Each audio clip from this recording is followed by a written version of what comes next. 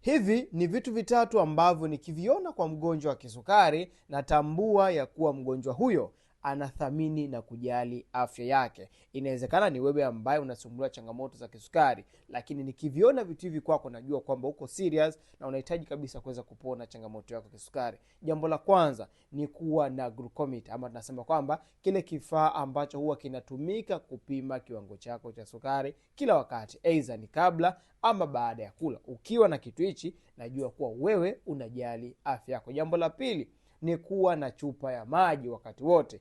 Hii nikiona pia kwa kweli mgonjwa wa kisukari najua kabisa kwamba uko serious, unajali afya yako, unathamini afya yako na unahitaji kabisa kuweza kupona changamoto ya kisukari. Jambo la tatu ni kwamba mgonjwa wa kisukari lazima uwe unavaa soksi mara kwa mara ama kuvaa viatu. Hii itakusaidia mambo kadha wa kadha kwa wewe mgonjwa wa kisukari. Sasa video inayofuata nitakuelekeza ni kwa nini ni muhimu sana kwa mgonjwa wa kisukari kuweza kuvaa soksi ama viatu. Usisahau kuweza kufollow account yangu kwa Mizani, lakini pia share tips hizi kwa watu wengi sana ili na wao waweze kujifunza kuhusiana na ugonjwa wa kisukari.